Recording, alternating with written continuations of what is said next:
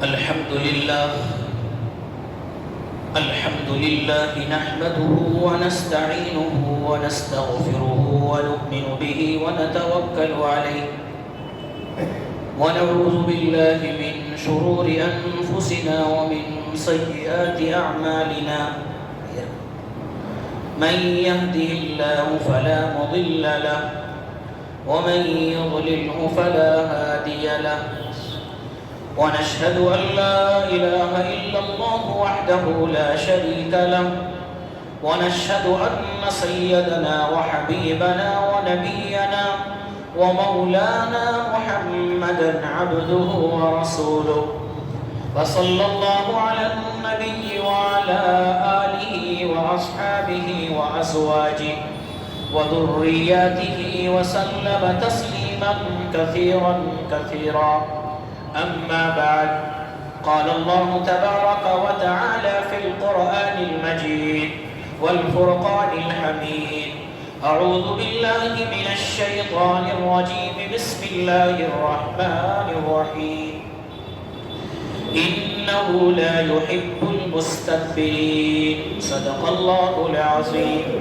وقال النبي صلى الله تعالى عليه وسلم: من تواضع لله رفعه الله، أو كما قال عليهم الصلاة والسلام.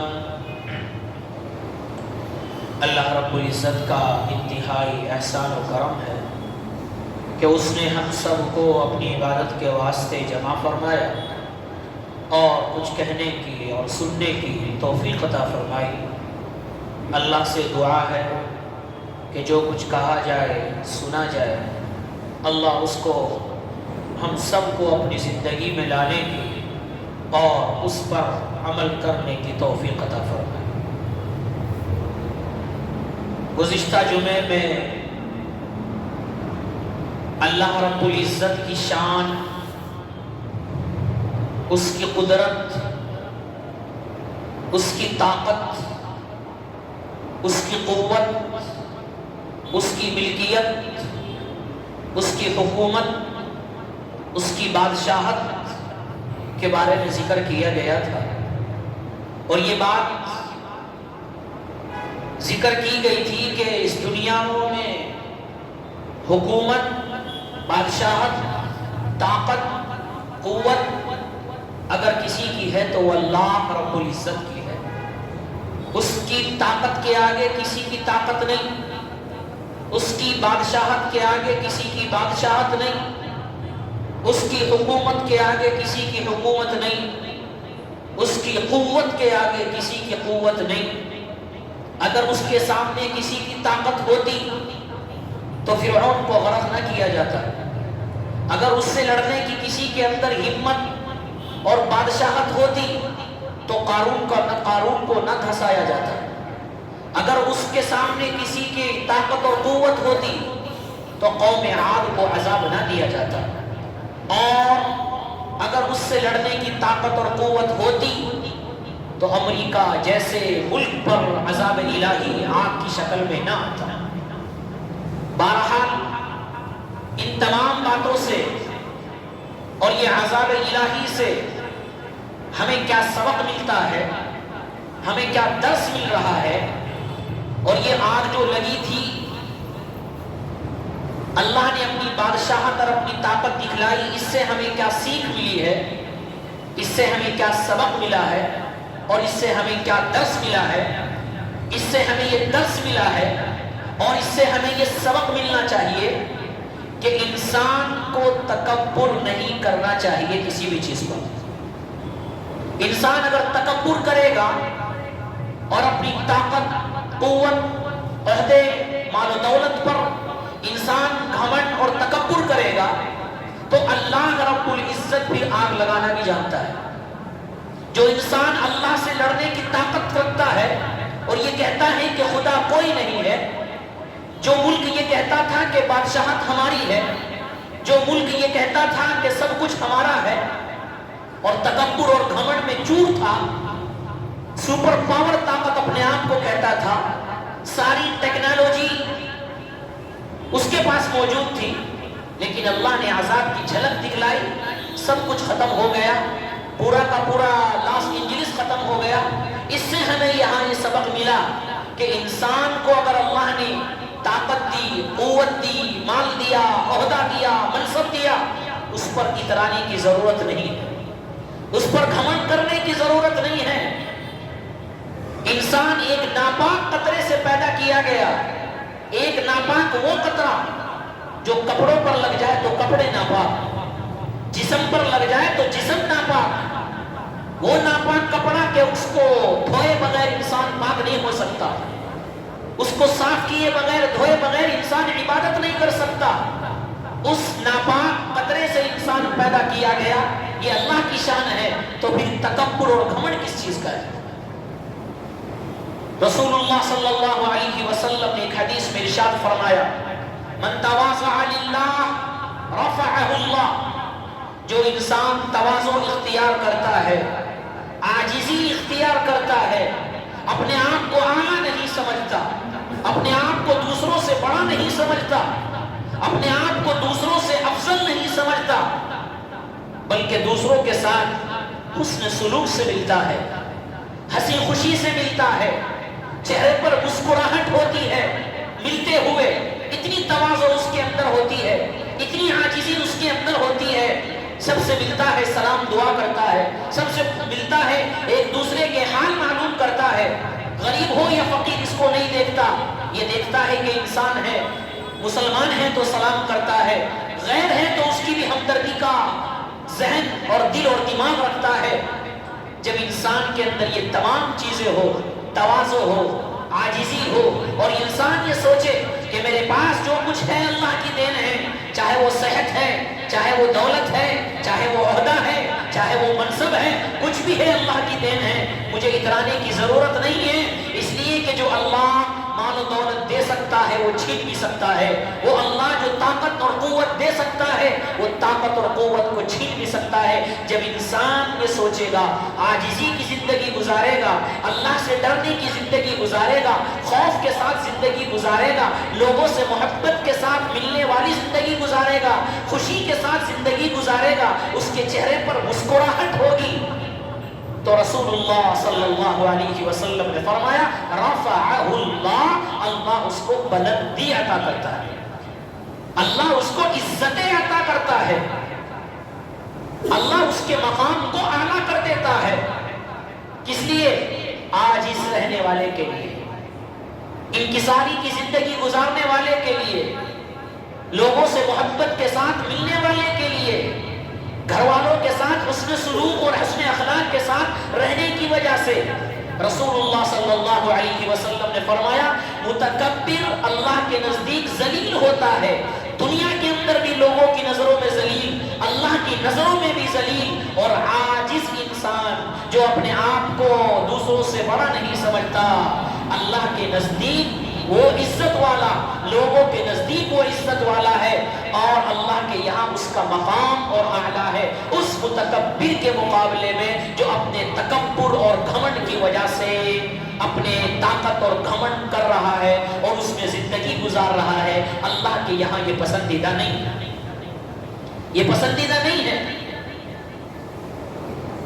اللہ رب العزت نے پہلی قوموں کو ہلاک کیا، بلکہ اس سے پہلے، سب سے پہلے ابلیس کو اپنے درگاہ سے، اپنے دربار سے جو نکالا، ابلیس کو کہا گیا کیا کہ سجدہ کرو، ابا واستکبر وکان من الکافرین، اس نے انکار کیا، تکبر کیا، اور یہ کہا میں آدم کو کیوں سجدہ کروں، میں آگ سے پیدا ہوا ہوں، آگ اوپر کو جاتی ہے، آدم مٹی سے ہے، مٹی کی صفت نیچے کو آنے کی ہے، میں سجدہ نہیں کروں گا۔ اس نے تکبر کیا، استکبار کیا، اپنے آپ میں گھمنڈ دکھایا۔ اللہ نے کیا کہا؟ اس کو اپنی دربار سے باہر نکال دیا اور کہا تو میری نظر سے دور ہو جا اور تو میرے دربار سے نکل جا۔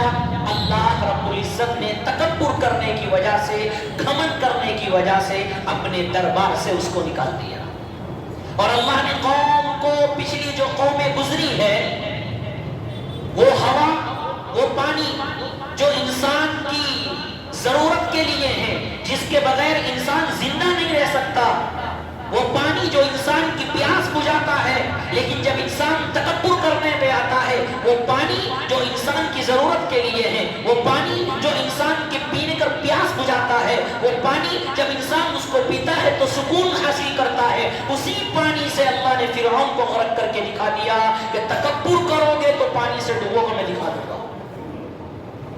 وہ ہوا جو انسان کے سانس لینے کے لیے ضروری ہے، جس کے بغیر انسان سانس نہیں لے سکتا، وہ اللہ نے ہوا بنائی ہے۔ قوم عاد کو اسی ہوا کے ذریعے عذاب دے کر اللہ نے بتلا دیا، میں ہوا کو تمہاری سہولت کے لیے پیدا کیا تھا، لیکن اگر تکبر کرو گے یہی ہوا تمہارے لیے عذاب بن جائے گی، یہی ہوا تمہارے لیے عذاب بن جائے گی۔ وہ پتھر جس سے انسان اپنے گھر بناتا ہے، اپنے محلات بناتا ہے، جس سے ایک دوسرے کے سفر جانے کے لیے راستے بنائے جاتے ہیں، یہ انسان کی سہولت کے لیے ہے پتھر، لیکن وہ پتھر جن سے انسان محلات گھر بار بناتا ہے، روڈ بنتے ہیں، ایک دوسری جگہ انسان سفر کرنے کے لیے چلا جاتا ہے، اسی پتھر سے قوم لوط پر اللہ نے عذاب دے کر بتلا دیا کہ وہ پتھر جس سے تم سکون حاصل کرتے ہو، گھر بار بناتے ہو، تکبر کرو گے تو پتھروں کے ذریعے عذاب ہوگا۔ اسی پتھر سے اللہ نے کیا دیا؟ عذاب دیا۔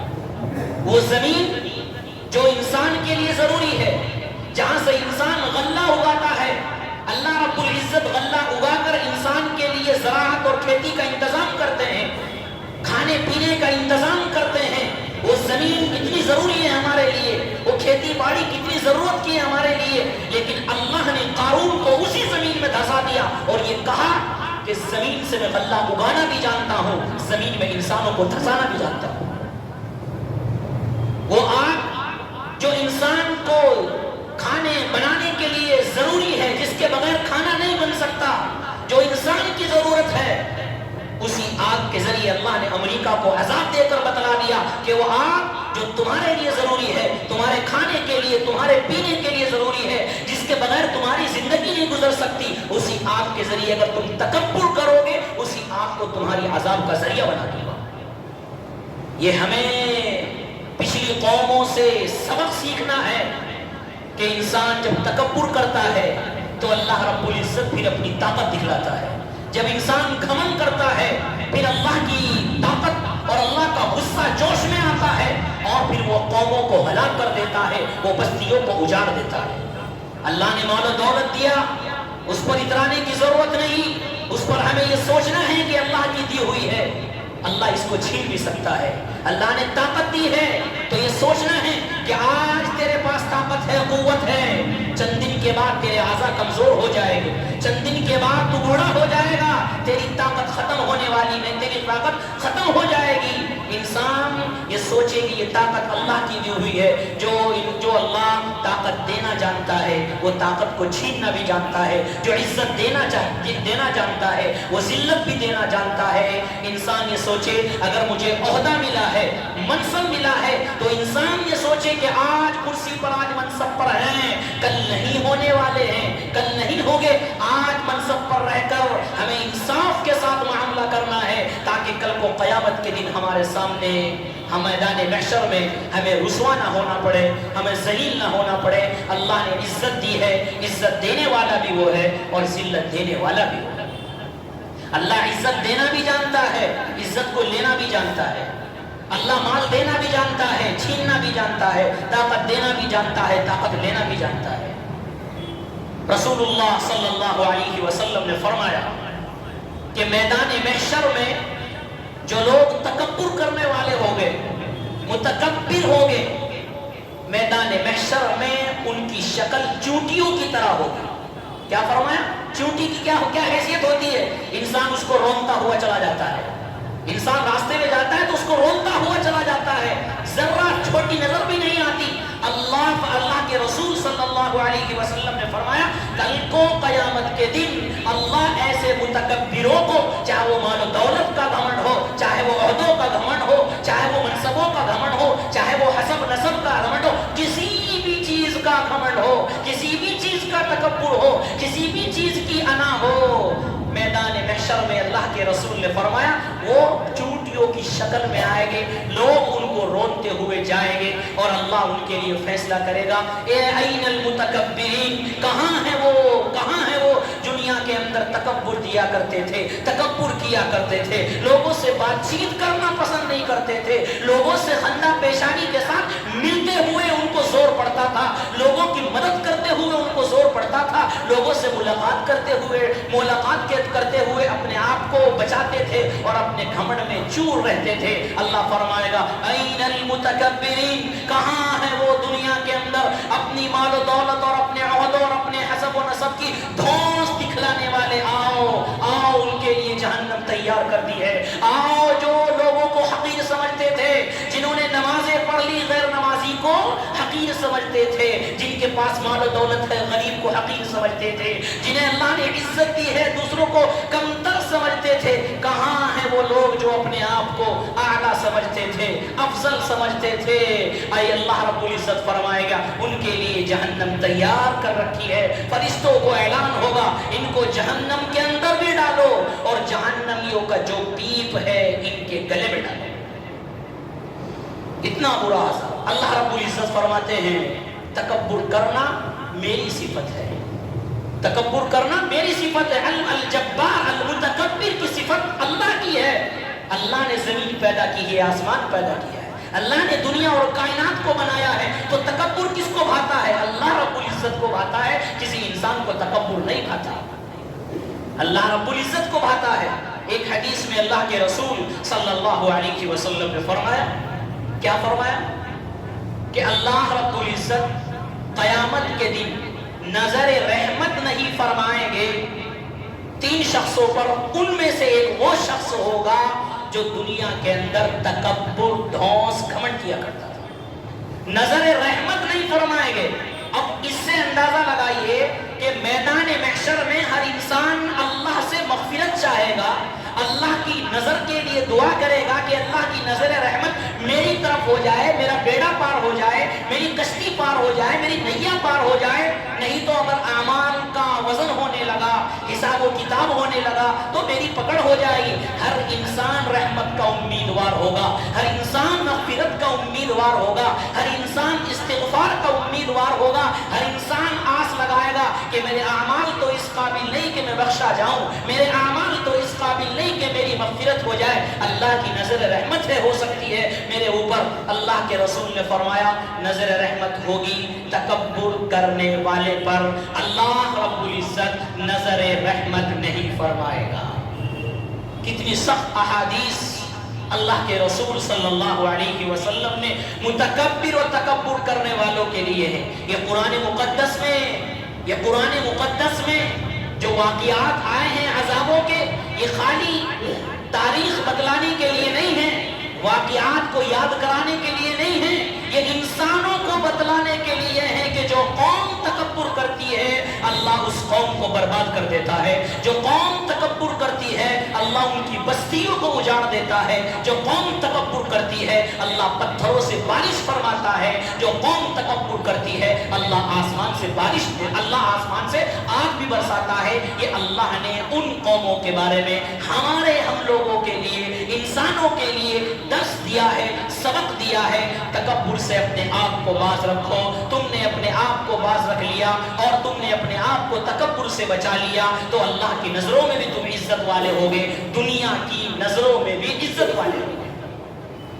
حضرت ابو بکر صدیق رضی اللہ عنہ، اللہ کے رسول صلی اللہ علیہ وسلم نے عشرہ مبشرہ میں ان کو ذکر فرمایا، جنتی صحابہ میں ان کا نام. لیکن پھر بھی کیا کہتے تھے؟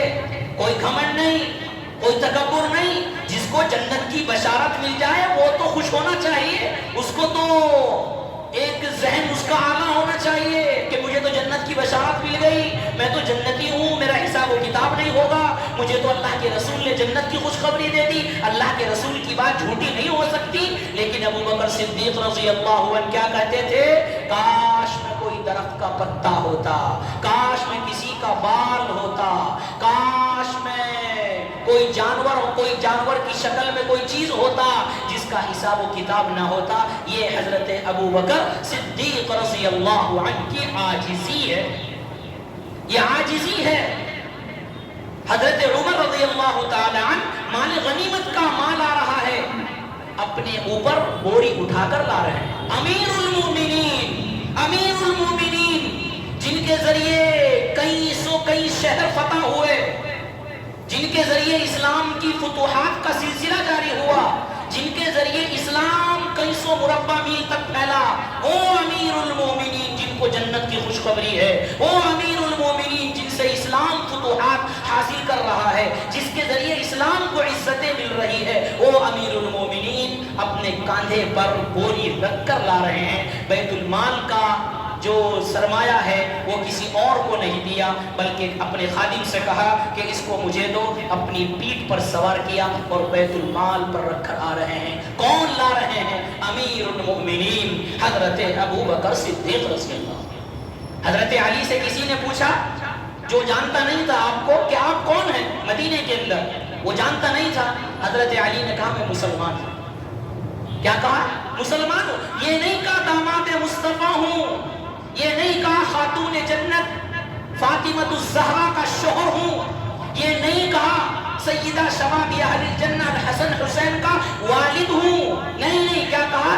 ایک مسلمان بندہ ہوں۔ یہ ہے عاجزی، یہ ہے انکساری، یہ ہے اپنے آپ کو کمتر سمجھنا۔ جن کو جنت کی خوشخبری دنیا کے اندر مل رہی ہے وہ بھی اپنے آپ کو فنا کر رہے ہیں، اپنے آپ کو کمتر سمجھ رہے ہیں۔ جب انسان عاجزی اختیار کرتا ہے تو اللہ رب العزت بھی عزتیں دیتا ہے۔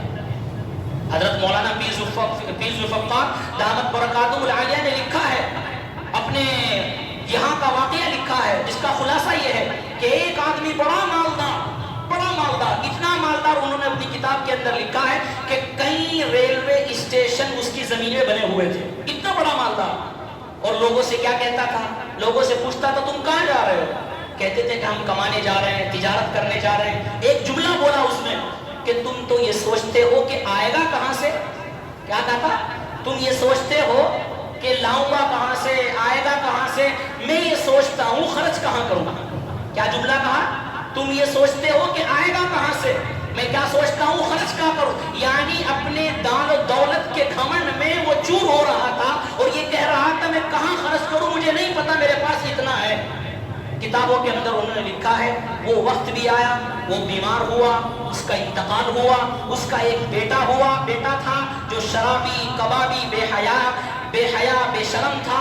اس نے بری لت کے اندر مبتلا ہو کر ساری پراپرٹی اس کی بک گئی، شراب خوری کے اندر، زناکاری کے اندر، یہاں تک کہ اس کا گھر بھی بک گیا۔ حضرت مولانا پیر ذوالفقار لکھتے ہیں کہ جس جگہ پر اس کے باپ نے کھڑے ہو کر یہ کہا تھا کہ میں یہ سوچتا ہوں خرچ کا کروں، اس کے بیٹا اسی جگہ پر کٹورا لے کر بھیک مانگتا ہوا نظر آ رہا ہے۔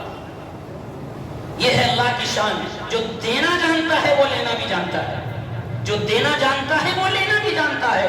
اس لیے ہمیں اپنے آپ کو تکبر سے، گھمنڈ سے اپنے آپ کو بچانا ہے۔ جب انسان اس چیز کو بچائے گا وہ اللہ کی نظروں میں کیا ہوگا؟ عزت والا ہوگا۔ یہ تکبر صرف باہر نہیں، عاجزی انسان کو باہر بھی رکھنی چاہیے، گھر میں بھی رکھنی چاہیے۔ ملنا انسان خندہ پیشانی کے ساتھ ملے، خوشی کے ساتھ ملے، دیکھنے والا خوش ہو کہ میرے سے ملاقات کر رہا ہے تو ہنسی خوشی ہے، بھائی خوش ہے تو کم سے کم۔ ایک آدمی بہت سے لوگ کہتے ہیں میرے ابا تو ایسے ہیں، بھائی سیریس رہتے ہیں، کسی سے بات نہیں کرتے، بولتے ہیں نا بہت سے، میرے ابا تو ایسے ہیں بالکل سیریس رہتے ہیں، کسی سے بات نہیں کرتے۔ بھائی تیرے ابا تو سیریس ہے تو باہر سے اس کا تعلق کیا ہے؟ تم گھر میں اپنے ابا کو گھر میں رکھو، باہر کیوں لاتے ہو؟ اپنے ابا کو گھر میں سنبھال کے رکھو، جب سیریس ہے تو بلاتے کیوں ہو؟ یہ کون سی عزت کی بات ہے؟ میرے ابا بڑے سیریس، باہر نکل رہے ہو۔ اللہ کے رسول کی سنت کیا ہے؟ سب سے ملتے ہیں خوشی کے ساتھ، سب سے ملتے ہیں خندہ پیشانی کے ساتھ، صحابہ سے ملتے ہیں مصافحہ کرتے ہیں، صحابہ سے ملتے ہیں سلام کرتے ہیں، صحابہ کے درمیان بیٹھتے ہیں تو آنے والے صحابی کو یہ معلوم نہیں ہوتا کہ اللہ کے رسول کون سے ہیں، کوئی امتیاز نہیں، ان کی زندگی نظر نہیں آتی۔ اور ایک اور بات بہت اہم بات ہے اسی تعلق سے، ہمارے گھر کے تعلق سے، خاص طور پر نوجوان ہمارے سنیں اس بات کو، اور بہت قیمتی بات ہے۔ گھروں میں ہم جائیں تو عہدوں کے ساتھ نہیں، رشتوں کے ساتھ جائیں۔ بہت اہم بات ہے، اس کی تشریح کروں گا۔ گھروں میں جا رہے ہیں تو عہدوں کے ساتھ نہیں بلکہ بولو رشتے کے ساتھ جائیں. ہمارا ماحول کیا ہے؟ بعض مرتبہ گھر میں گئے صاحب، گھر میں کون ہے؟ ماں ہے، بیوی ہے، بچے ہیں، بیٹی ہے، بہنیں ہیں، سب ہیں. بڑے باہر علامہ ہے، فہامہ ہے، قاری ہے، مفتی ہے، اپنے آپ ہی لے لو. علامہ ہے، مفتی ہے، قاری ہے، ڈاکٹر ہے، انجینئر ہے، صدر ہے، کونسلر ہے، ڈاکٹر ہے، انجینئر، پتہ نہیں کیا کیا ہے. گھر میں جاتے ہیں، کوئی سلام نہیں، کوئی بات چیت نہیں. کھانا لاؤ، پانی لاؤ. بیوی ڈری ہوئی ہے، بہنیں بھی ڈری ہوئی ہے، بچے ڈرے ہوئے ہیں، ماں ڈری ہوئی ہے کہ آیا کون ہمارے گھر میں؟ میرے گھر میں کون آیا ہے؟ میرے گھر میں تو میرا بیٹا آنا چاہیے تھا، میرے گھر میں میرا بیٹا آنا چاہیے تھا. یہ کون آ گیا جس سے سب لوگ ڈر رہے ہیں؟ اپنے عہدوں کو گھروں سے باہر رکھو. تم علامہ، فہامہ، علیم، مفتی، قاری، ڈاکٹر، انجینئر، امیر، صدر، مفتی، مولوی، جو کچھ ہو باہر رکھو. گھر میں جا رہے ہو، گھر میں ماں کو بیٹا چاہیے، ماں کو بیٹا چاہیے، بیوی کو شوہر چاہیے، بہنوں کو بھائی چاہیے، بیٹوں کو بچوں کو باپ چاہیے. تمہارے عہدے نہیں چاہتے ہو، وہ تمہارے عہدوں کی طلب نہیں ہے. تم عہدوں کے ساتھ، تمہاری بات کتنی بھی عزتیں ہیں، عزت ہوگی گھر میں بھی ہوگی، لیکن گھروں میں گھر والوں کے ساتھ رہیے. گھروں میں ماں سے عزت چاہو گے. اگر ماں نے کہا کہ بیٹا یہ کام کر لے، بیٹا یہ کام کر لے، اب کہو گے اماں آپ میرے ساتھ ایسے بول رہے ہیں، آپ میرے ساتھ اس طرح بات کر رہے ہیں. جو انسان ماں باپ سے عزت چاہ رہا ہے، جو انسان ماں باپ سے عزت چاہ رہا ہے، ماں کو یہ کہہ رہا ہے کہ اماں تو میرے ساتھ کیسے بول رہی ہے، اس کے عہدوں پر لعنت ہے، لعنت. وہ کتنا بھی بڑا عالم، کتنا ہی بڑا ڈاکٹر، انجینئر، کونسلر ہے، اس کے تمام عہدوں پر لعنت ہے. وہ تیری ماں ہے، وہ تجھے بیٹا کہے گی. اس کے لفظ بیٹا میں جو محبت ہے، وہ ڈاکٹر، انجینئر، مفتی، قاری، امیر میں وہ محبت نہیں ہے. گھروں میں جا رہے ہیں، رشتوں کے ساتھ جائیے، عہدوں کے ساتھ نہیں. حضرت شیخ الاسلام مولانا شبیر احمد عثمانی اسلام آباد سے کراچی آتے تھے مفتی شفیع کے گھر میں. مفتی شفیع صاحب کی والدہ موجود تھی. علامہ شبیر عثمانی کہتے ہیں میں آپ کے گھر اس لیے آتا ہوں کہ اس وقت ہمارے خاندان میں کوئی بڑی اماں نہیں ہے، صرف آپ کی والدہ ہے جو میری ممانی لگتی ہے.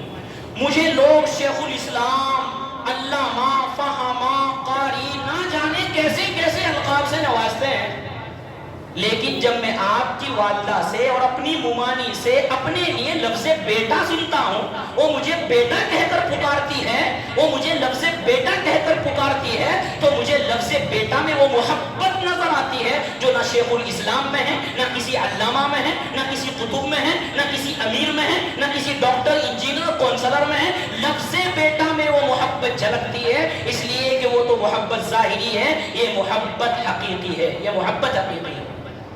گھروں میں جا رہے ہیں تو عہدوں کے ساتھ نہیں، کس کے ساتھ؟ رشتوں کے ساتھ جائیے. ماں کو بیٹا چاہ رہا ہے، ماں بیٹے کا متمنی ہے کہ میرا بیٹا آئے گا، میرا بیٹا آئے گا، میرے ساتھ بیٹھے گا، بات چیت کرے گا، حال چال پوچھے گا. اس کو ڈاکٹر کی، انجینئر کی، قاری، مفتی، امیر کی ضرورت نہیں ہے کہ آئے گا اور آرام سے بیٹھ جائے گا، نہ کسی سے بات چیت کرے گا، نہ کسی سے گفتگو کرے گا اور یہ سمجھے گا میں تو بڑا علامہ ہوں، میں تو فلاں ہوں اور لوگ میری بات عزت کرتے ہیں، فلاں کرتے ہیں. کرتے ہوگے، لیکن گھر میں جا رہے تم کسی کا بیٹا بن کے جا رہے ہو.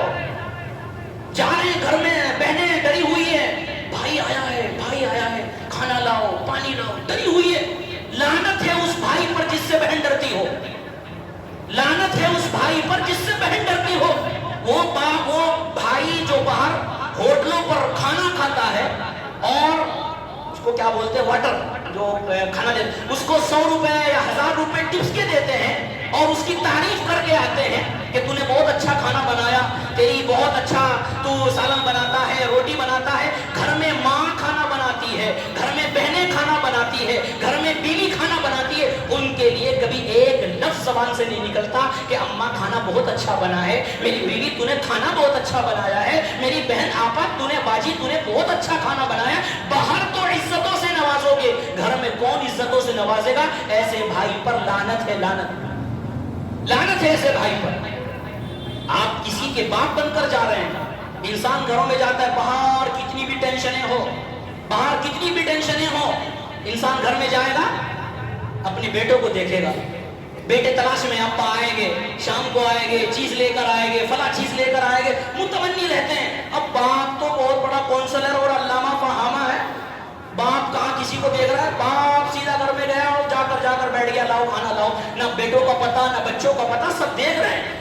ارے تیرے بیٹے تجھے پکارنے کے لیے تجھے یاد کر رہے ہیں، پورے دن ہوئے تو شام کو گھر آیا ہے، تیری ٹینشن ختم کرنے کے لیے تیرے بیٹے ہیں، تو ایک ہاتھ میں عبداللہ کو ایک ہاتھ میں عبد الرحمن کو لے گا، باہر کتنی بھی ٹینشنیں ہو، جب اپنے بیٹے کو ہاتھ میں لیتے ساری ٹینشن ختم ہو جاتی ہے۔ بیٹوں کو باپ چاہیے، ماں کو بیٹا چاہیے، بیوی کو شوہر چاہ رہا ہے، بہنوں کو بھائی چاہ رہا ہے۔